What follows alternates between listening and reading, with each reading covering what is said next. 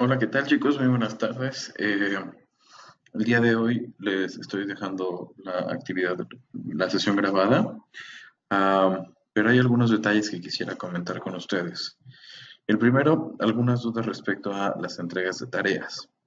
Sí, entonces, am,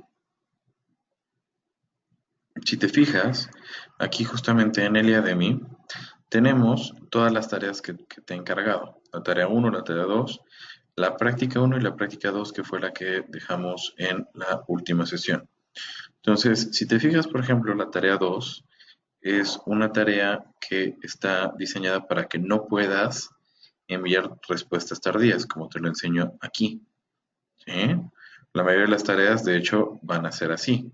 Sin embargo, fíjate, por ejemplo, en la práctica de la sesión pasada, porque muchos han tenido duda al respecto.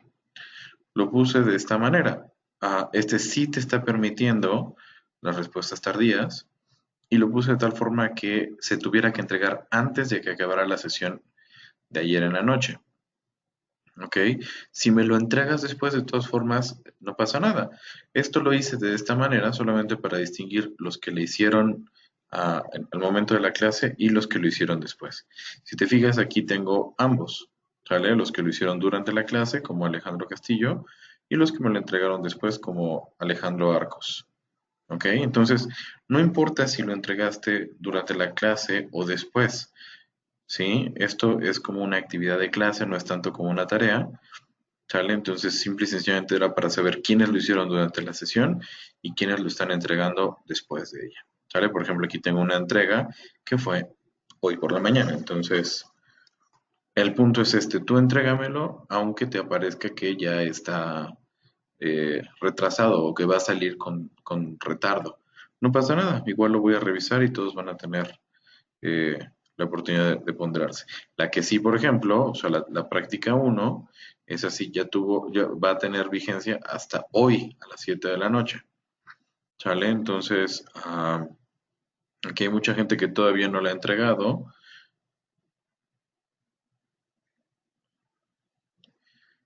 Vamos a ver, por ejemplo, de estas personitas que no lo han entregado, revisemos que, por ejemplo, aquí Alan Antonio de Jesús Mendoza no ha entregado de plano nada. Aide Rivera tampoco. ¿Quién más aparece? Por ejemplo, Alejandro no ha entregado. ¿Quién más? Bueno, al parecer en esta ocasión los que faltan sí es porque no lo han entregado. Aquí, por ejemplo, Fátima Cano García. Es necesario que le den enviar porque si te fijas, yo no puedo calificar esta tarea que no ha sido entregada. Sí veo cómo lo estás haciendo, pero no la puedo calificar. Nota que aquí está otra tarea que ya está entregada, que se fue mandada con una fotografía, pues sí le podré poner calificación después de que revise qué tal está. ¿Sí? Entonces te pido que te asegures de tener todo en orden. Límite hoy a las 7 de la noche. Normalmente los límites van a ser siempre al inicio de las sesiones. ¿Va? Entonces, también te recuerdo que aquí en la sección de contenidos están cargándose las cosas, ¿no? Ahorita, por ejemplo, el tema uno que ya terminamos, aquí están los videos de las dos sesiones que ocupamos para este tema y las diapositivas. Tan pronto terminemos con el tema 2, también vamos a tener aquí abajo las diapositivas cargadas, ¿no? Ahorita pues, no las cargo porque no tiene caso, dado que voy a estar cambiando el archivo. O igual podría cargártelas, pero sí toma en cuenta que hasta que termine todas las clases, va a estar como completo, ¿no? Porque por ahí voy a hacer anotaciones todos los días. ¿Ok? Entonces, sin más preámbulos, vamos a continuar con lo que nos compete para la sesión de hoy. Lo que hemos estado trabajando hasta el momento era el balance general, que si recuerdas, decíamos que en su definición vimos que tenía que ver como si fuera una fotografía instantánea. ¿Recuerdas? Solamente toma una imagen de algo que está ocurriendo en un preciso instante. Y antes y después de ese instante las cosas pudieron haber sido muy diferentes. Entonces, Pensar en un estado de resultados con esta misma analogía es pensar justamente en que pues este sería una cámara de video, ¿sale? El balance general, ¿no? Pensamos como una foto y el estado de resultados lo vamos a pensar como si fuera una cámara de video. ¿Por qué? Porque en un intervalo de tiempo lo que hace el balance general es, ¡pum! Yo solo me fijo aquí en este punto y solamente esto es lo que yo voy a analizar. ¿Sale?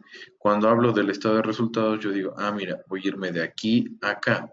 Todo lo que está contenido aquí adentro es lo que voy a analizar con el estado de resultados.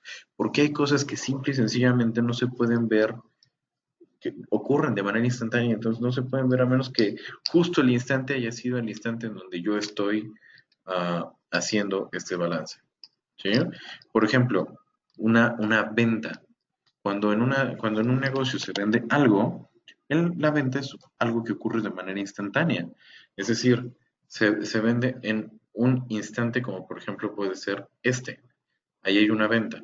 Entonces, para que mi balance general pudiera captarla, tendría que estar siendo justo en el momento de la venta, no un instante antes, no un instante después. Entonces esto se vuelve extremadamente complicado porque pues, es muy difícil que, si no es que imposible, que dos cosas que ocurren instantáneas coincidan. Entonces, ¿qué es lo que pasa? Todas estas cuestiones que son momentáneas, que son solamente visibles en un instante en particular, las vamos a notar más bien en un estado de resultados. Entonces yo no puedo decirte, ah, ¿cuántas ventas tienes en este momento? Lo que hago es pensar, a ver, desde el inicio de la semana o desde el inicio del mes o en lo que va del año, ¿qué tanto se ha vendido? ¿Sí? Entonces, ¿qué ocurre? Yo voy sumando todas las ventas en un intervalo de tiempo y eso es lo que se reporta en un estado de resultados. Fíjate, así como en el balance general nosotros trabajábamos con una ecuación que decía, la ecuación del balance general decía, activo es igual a pasivo más capital, ¿recuerdas? Entonces, lo que va a hacer básicamente el estado de resultados es trabajar una ecuación diferente, la cual es ingreso menos gastos es igual a utilidad, ¿vale? Entonces, todo lo que recibe de dinero una empresa, le quito todo lo que sale del dinero de la empresa, la diferencia va a ser lo que la empresa está generando de utilidad, ¿sí?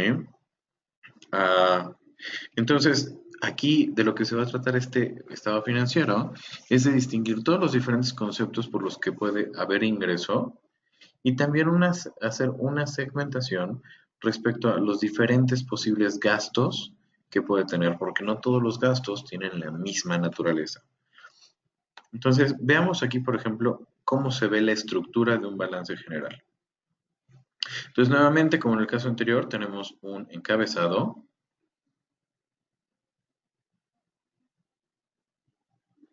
el cual contiene el nombre de la empresa. En este caso se llama Umbrella Corporation.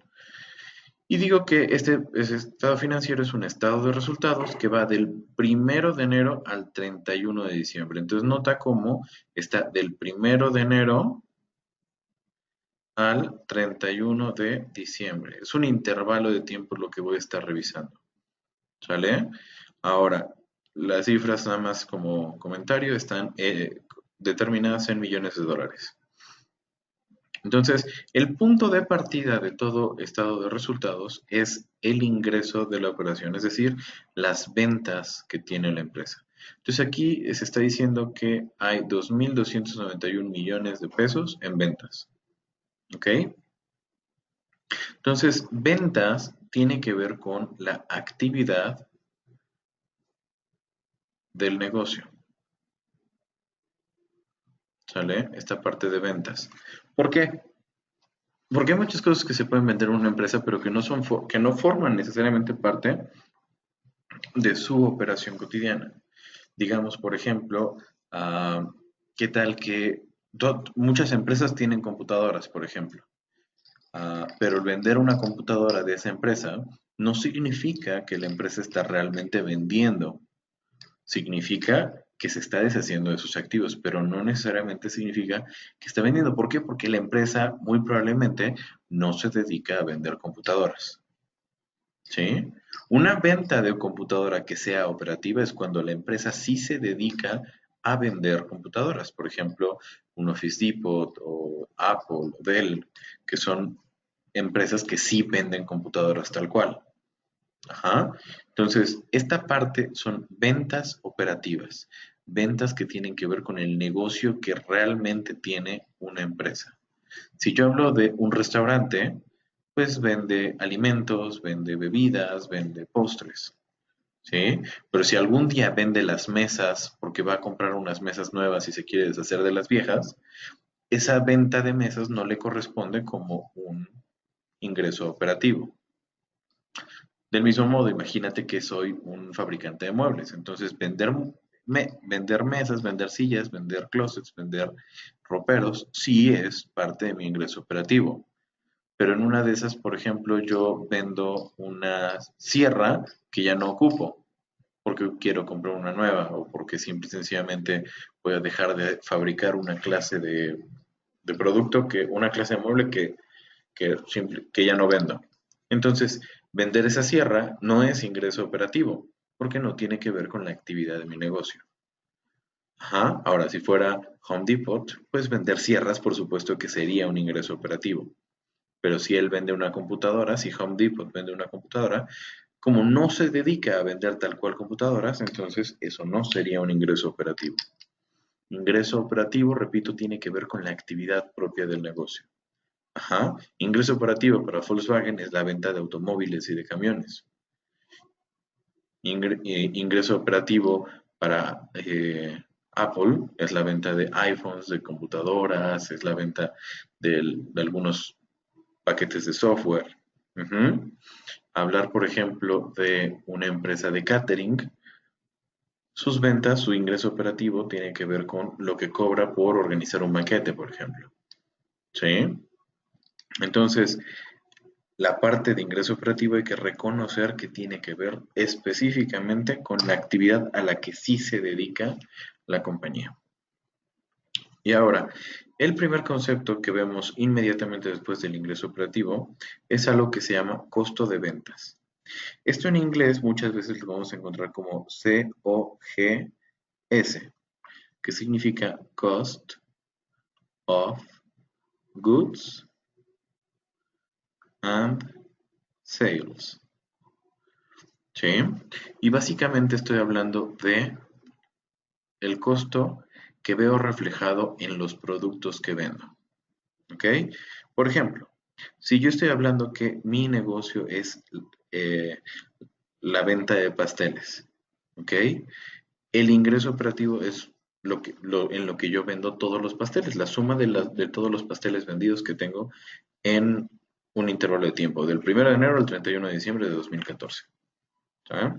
Ahora, mi costo de ventas van a ser todas aquellas cosas que yo puedo directamente identificar que gasté y que las veo reflejadas justamente en mi producto. Ejemplo, en el pastel que te acabo de mencionar que yo fabriqué, puedo ver perfectamente claro la cantidad de huevos que lleva, porque sé por receta lo que le coloco. Puedo saber cuánto le pongo de leche, cuánto le pongo de harina, cuánto le pongo de chocolate, ¿sí? Todo eso son costos de ventas. Cuando hablo, por ejemplo, de un automóvil, pues puedo saber cuánto me costó el motor, puedo saber cuánto me costaron los asientos, puedo saber cuánto cuestan las llantas. Cuando hablo de prácticamente cualquier negocio que sea productivo, es muy fácil identificar qué es lo que yo estoy utilizando al momento de realizar ese producto. Ajá. Todo lo que yo pueda haber impactado en el producto son cosas que puedo considerar dentro del costo de ventas. En el ejemplo de la mueblería, es la cantidad de madera que yo me llevo, es la cantidad de clavos que yo utilizo, ¿sí? De tornillos o los litros de barniz que utilizo para darle un acabado a el mueble, ¿ok? Son parte de mi costo de ventas. Ahora bien, ¿qué es lo que no forma parte de mi costo de ventas? Son gastos que a lo mejor sí realizo, pero que yo no puedo ver directamente implicados en el producto. Ejemplo, hablando de los pasteles, no es costo de ventas el sueldo que yo le pago al repostero, porque yo no puedo ver cuánto de lo que le pagué al repostero está incluido dentro de el pastel. Ajá. O, por ejemplo, la renta del local. Yo no sé cuánto de lo que pago de renta le corresponde a cada pastel. ¿Sí? Entonces, todo eso ya no sería un costo de ventas. En el caso de los autos, lo que yo le pago a los obreros, pues no lo puedo ver como reflejado en cada vehículo. No me puedo dar cuenta en qué vehículo se tardan más tiempo los obreros que en otro. Ajá. Entonces, el costo de ventas no está reflejando esa parte, sin embargo, son gastos que yo estoy realizando. En el caso de la mueblería, por ejemplo, yo tengo que comprar una sierra, por ejemplo, y eso me representa un gasto, pero yo no sé cuánto de la sierra, de la, de la cortadora o de cualquier herramienta que esté utilizando, cuánto le corresponde de lo que me costó al producto en particular que se está fabricando. ¿Ok? Entonces, a esa parte que yo no puedo incidir directamente en el producto es lo que no es costo de ventas. Recuerda, el costo de ventas va muy en función de la cantidad producida. Si yo hago un coche, le voy a poner 4 llantas. Si yo fabrico 2 coches, entonces voy a necesitar 8 llantas. ¿Sí? Si yo fabrico 3 coches, entonces voy a necesitar 12.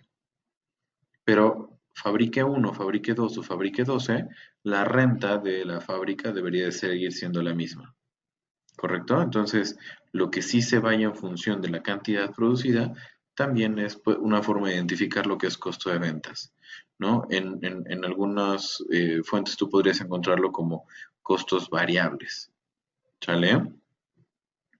Y entonces, en este ejemplo, de 2.291 millones que ingresó a la empresa, 1.655.000, perdón, 1.655 millones fueron los gastos del costo de ventas, o sea, lo que sí veo reflejado, lo que me costó esa mercancía. Y entonces por la diferencia me quedan 636 millones. Estos 636 millones es algo que vamos a llamar utilidad bruta. Si tú en algún momento esto lo llegaras a ver en inglés, esta utilidad bruta la vas a ver como EBITDA. ¿Sí? ¿Qué significa earnings before interest, taxes, depreciation and amortization? ¿Ok? Es la forma más burda de utilidad que tenemos. Ahora, nota cómo en esta sección ya empiezo a quitar los gastos que sí estoy realizando. Ajá. Entonces, todos estos gastos son realizados independientemente de la cantidad producida.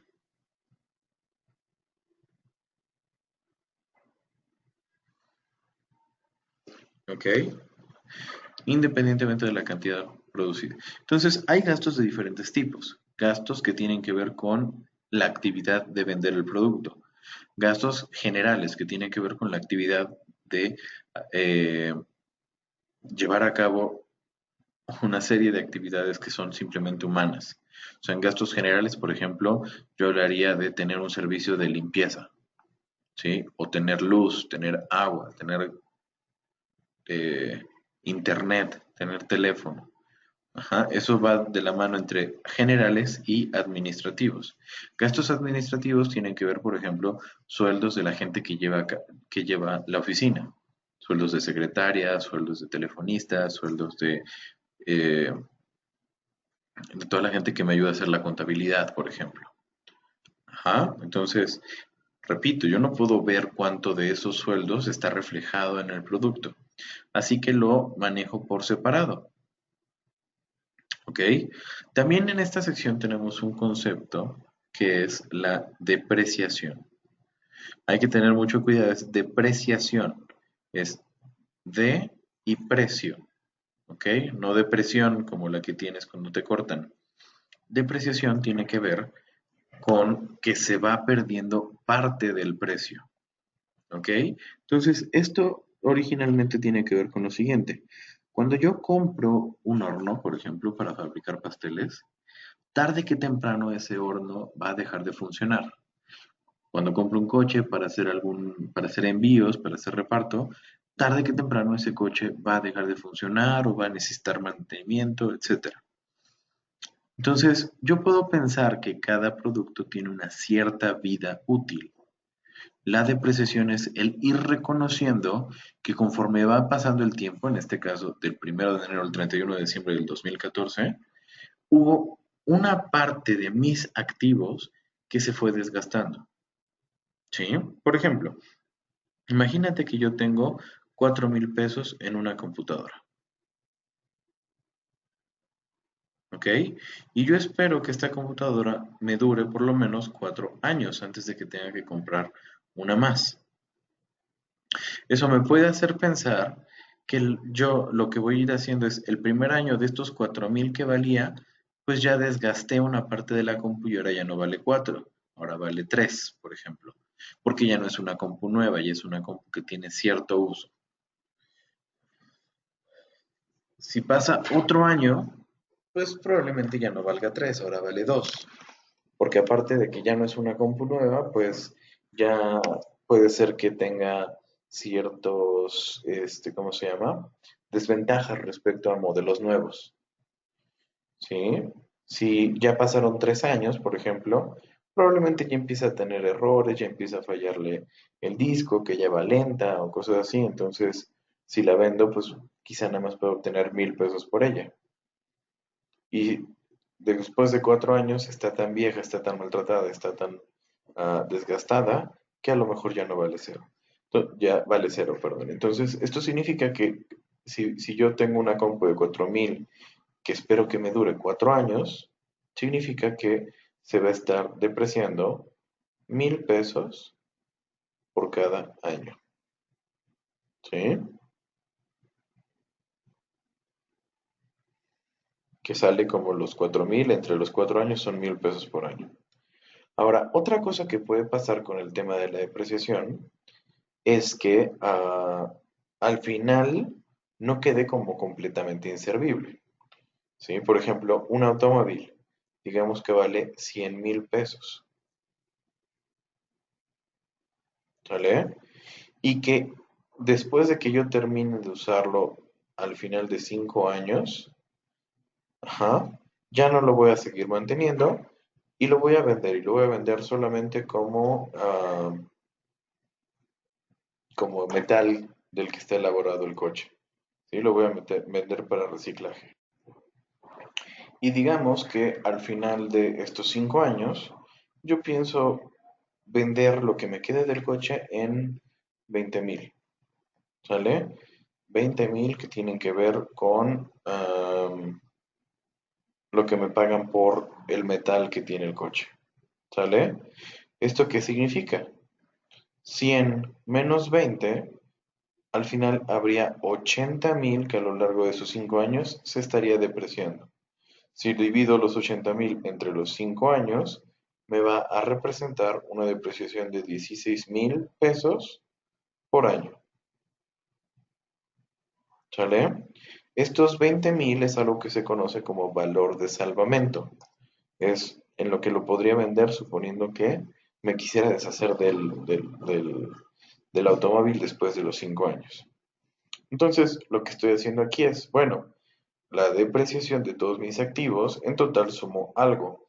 Para el ejemplo que estamos resolviendo, en total sumaron 90 millones de depreciación. Aquí estoy incluyendo la depreciación de las computadoras, del equipo de transporte, de los terrenos, de los edificios, de todo. Recuerda, esta forma de realizar depreciación se llama depreciación lineal. Y creo que es evidente por qué. Existen muchos otros esquemas para manejar la depreciación. ¿Ok? Quizá la lineal es de los más comunes porque también es de lo más fácil de manejar. Por ahí hay otros esquemas que tienen que ver con depreciación geométrica o porcentual, etcétera. ¿Ok? Y entonces, a la utilidad bruta, cuando le quito los gastos de venta generales administrativos, gastos de publicidad, gastos de distribución, cualquier cantidad de gastos que pueda tener la empresa, y también le quito la depreciación, me queda como resultado la utilidad de operación. Hasta aquí, hasta esta sección, todo tiene que ver con el negocio en particular que lleva la empresa. Todo lo que está arriba son cosas que sí tienen que ver con la misma operación, por eso es que esta de aquí ya se llama utilidad operativa. Si te fijas, yo la podría llamar también UAII, porque en algunos casos la gente le llama utilidad antes de impuestos e intereses. UAII. Si lo buscáramos en inglés, esto sería EBIT, Earnings Before Interest and Taxes. ¿Ok? Ahora, la siguiente sección tiene que ver con la parte de otros ingresos y otros gastos. Cuando te dije, por ejemplo, yo soy Home Depot y vendo una computadora, esa parte no forma, ese ingreso, esa ganancia que yo tuve por la venta de la computadora, no forma parte de mi operación. Esa entrada de dinero no tiene que ver con la actividad de mi negocio. Entonces, es un ingreso de otra naturaleza. Por eso no entra en la parte operativa. Aquí, por ejemplo, lo que te estoy enseñando son gastos de intereses. Quiere decir que esta empresa pidió un préstamo y está pagando algunos intereses. Particularmente, aquí me dice hay 49 millones de dólares que se están gastando en intereses. ¿Ok? Entonces, 49 millones están siendo deducidos de mi utilidad operativa. Nota esto, ninguna empresa existe para pagar intereses. Ninguna empresa existe, por eso esto no forma parte de la operación. Bueno, solamente hay un tipo de empresas que sí, la parte de intereses sería parte de su operación y específicamente son bancos. Banco es la única entidad que realmente el cobro de intereses es un ingreso para ellos. ¿Sale? Y el gasto de intereses o lo que le paga a sus clientes que ponen su dinero a ahorrar con el banco, pues sería también operativo. ¿Ok? Pero en este caso, pues no necesariamente esta empresa tiene que ser un banco, por lo tanto el gasto en intereses lo vamos a poner después de la utilidad operativa. Y se la vamos a quitar. 219 menos 49 me quedan 170. Este resultado se llama utilidad antes de impuestos, UAI. También es probable que lo puedas encontrar en algunas fuentes como ingreso gravable. Gravable. ¿Ok? Que se le puede poner un gravamen, que se le pueden grabar los impuestos a él. ¿Ok? En inglés, esto lo vemos como EBT, Earnings Before Taxes. ¿Sí? Utilidades antes de impuestos. Ahora, esta es la que se le llama ingreso gravable porque dependiendo de esta cantidad es que se determina el impuesto que hay que pagar. Particularmente, el impuesto que se incluye en esta sección es el impuesto a las ganancias. Este impuesto en México se llama ISR, impuesto sobre la renta. En todos los países tienen un impuesto similar, o en la mayoría de los países, que en general se conoce este tipo de impuestos como impuestos a las ganancias. Y por lo general se calcula como si fuera un porcentaje, es decir, un porcentaje del ingreso gravable. Si yo, por ejemplo, quisiera inferir de cuánto fue el porcentaje de impuesto que se le está cobrando aquí a mis ganancias, tendría que dividir 84 entre 170, lo cual me da un porcentaje de 49.11, perdón, 49.4176. Entonces, podríamos pensar que este es el impuesto que se le está cobrando a la empresa. Entonces, si ganó 170, el 49.4176% son 84 millones de dólares. Y entonces, 170 menos 84 me quedan 86. Estos 86 es lo que se conoce como la utilidad neta. En inglés, earnings. Ya earnings únicamente.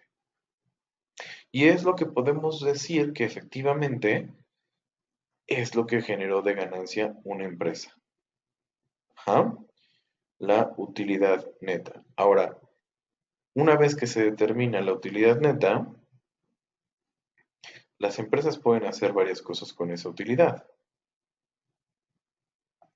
Particularmente, lo que vamos a checar es que con la utilidad neta, las empresas pueden hacer dos cosas. Uno, retener dinero dentro de la empresa. Y dos, pagar dividendos. Es decir, pagarle una ganancia a los accionistas. Entonces ahí vamos a tener la utilidad neta, le voy a quitar los dividendos.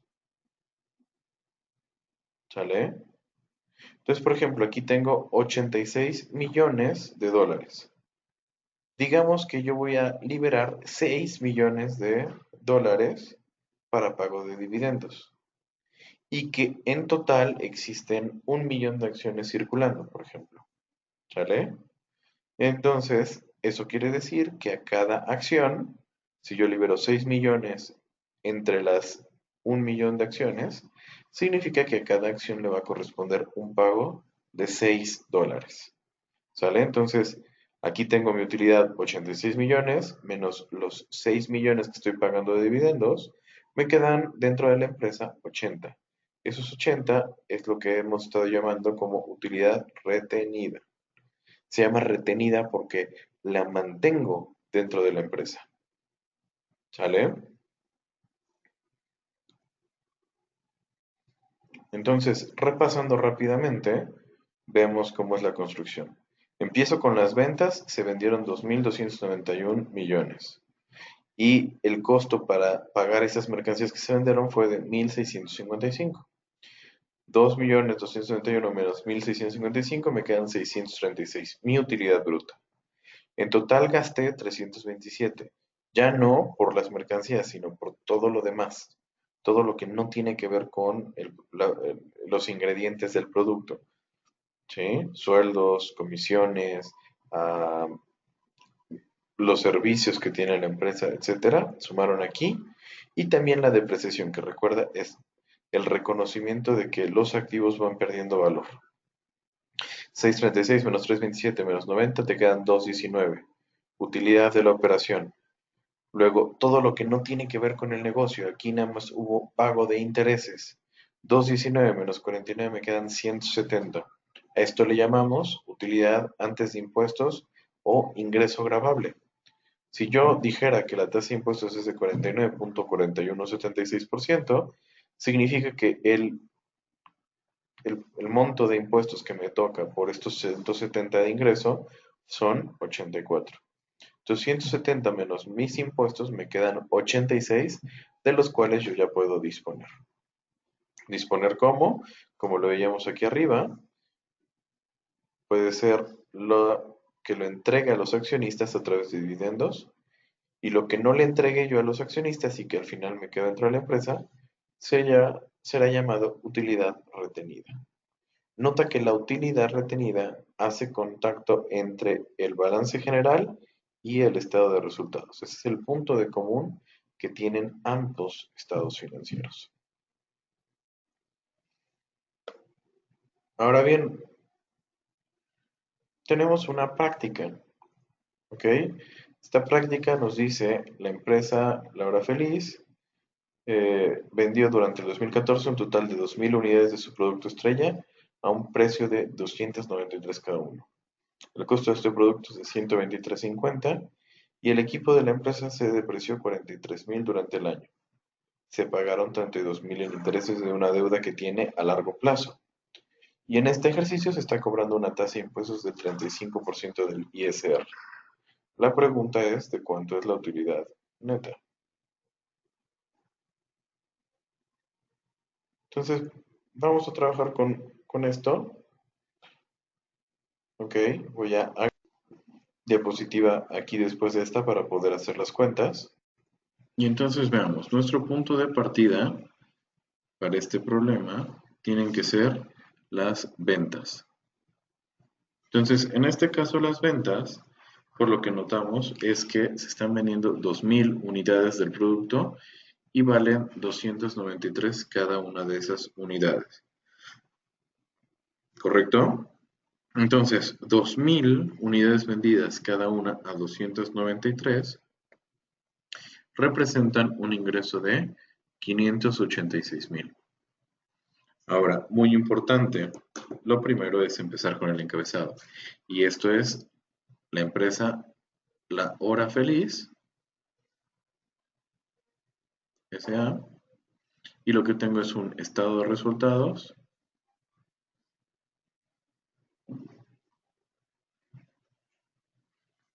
que va durante el 2014, ¿no? Entonces, del 1 de enero del 2014 al 31 de diciembre de 2014.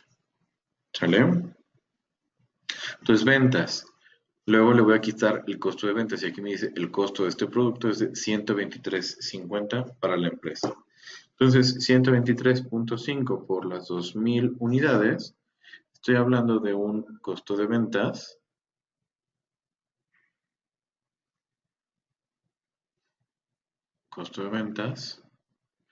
de 247,000. ¿Sale? Entonces 586 menos 247,000 nos quedan 339,000. Esto de aquí le habíamos llamado utilidad bruta. Luego nos dice, el equipo de la empresa se depreció 43 y se pagaron 32 en intereses de la deuda. Nota que no nos hace alusión a los gastos, a ninguna clase de gasto. Entonces, de todas formas lo voy a anotar como gastos cero y la depreciación es así, nos hace una alusión que dice que son 43,000. Entonces, 339 le quito 43,000 y nos quedan 296,000. Esto de aquí es la utilidad operativa. ¿Correcto? Luego, se pagaron 32,000 pesos en intereses. Ninguna empresa existe para pagar intereses. Entonces, esto quiere decir que es un gasto que es financiero. Es un gasto financiero. Le voy a quitar gastos financieros que ya no tienen nada que ver con la operación. Ajá. La empresa no se dedica ni a cobrar ni a pagar intereses. Entonces le quito los gastos financieros por 32,000. Entonces, eso nos dejaría un resultado de 264,000. ¿Ok? La llamamos utilidad antes de impuestos. Ahora, en este problema me dicen que me cobran una tasa del ISR al 35%. Entonces, 264 por punto 35 me va a dar 92,400.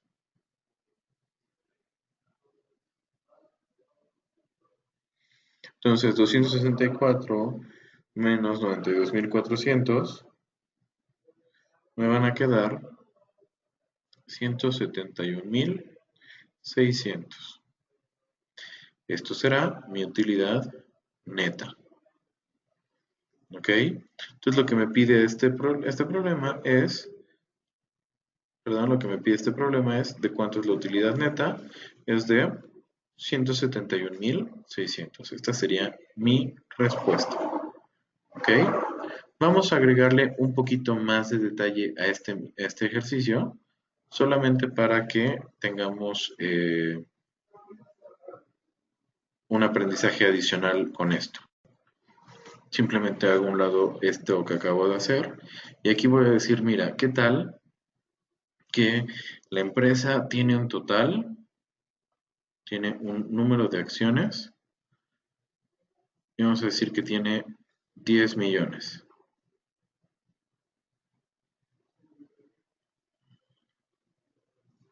¿Sale? En total, la empresa digamos que tiene 10 millones de acciones. Ahora, esta utilidad que estoy viendo es justamente la que puedo decidir si la conservo o la entrego en dividendos. Entonces, digamos que voy a entregar un total de 71.600.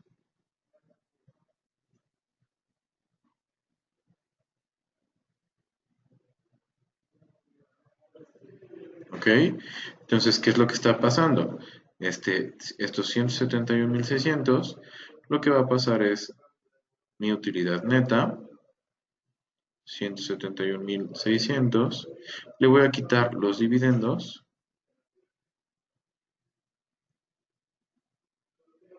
y como resultado me quedan 100.000, los cuales son la utilidad retenida. ¿Ok? Ahora, ¿qué significa que yo haya repartido estos 71.600? Pues son 71.600 dólares que tengo de dividendos repartidos entre los 10 millones de acciones. Entonces lo que hago es una división. 71.600 entre 10 millones me queda a 0.00716 dólares por acción, o pesos o, moneda, o unidad monetaria, no recuerdo cuál es la moneda con la que estoy trabajando este ejercicio. ¿Ok? Entonces, cada una de estas acciones va a recibir esta cantidad de centavos.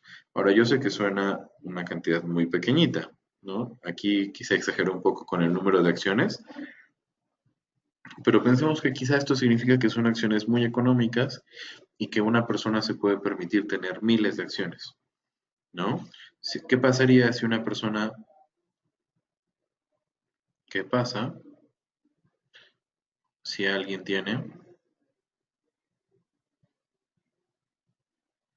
10.000 acciones?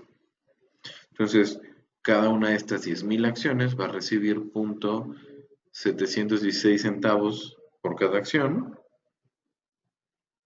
Entonces, esta persona que tiene 10.000 acciones estaría recibiendo 0.00716 por 10.000, es decir, 71.6 dólares en total. ¿Sale? Entonces, esto te lo menciono porque el siguiente ejercicio te va a poner un poquito de dificultad, pero ahí te vas a tener que utilizar esta idea de la utilidad neta menos dividendos pagados es igual a tu utilidad retenida. ¿Ok? La práctica 4 será entonces una tarea que te pido me entregues antes del martes de la próxima semana a las 7 de la noche. ¿Ok? Entonces, ¿qué es lo que te pido? Práctica 3 te voy a pedir que la repitas tú, ¿sale? Que lo hagas tú si quieres guiándote con la presentación, pero esencialmente te pido que la hagas tú por tu propia cuenta y me la subas como actividad de clase. ¿Ok? Aquí está el resultado, pues no es cópiame el resultado, nada más intenta hacerla por ti mismo. Y la práctica 4 sí es una tarea que tú me vas a entregar, ¿sale? Entonces, la práctica 3 va a tener tiempo libre, no va a haber problema. Y la práctica 4, esa sí va a tener límite de tiempo y va a ser a más tardar el martes de la próxima semana a las 7 de la noche. ¿Correcto? Pues bueno, espero que hayan disfrutado la sesión del día de hoy. Les agradezco enormemente su atención y bueno, les repito, si tienen preguntas, dudas, comentarios, estoy más que a la expectativa de escuchar cualquier cosa que necesiten y en donde yo los pueda apoyar. ¿Sí? Les deseo un excelente fin de semana a todos, que tengan muy buen descanso. Hasta pronto.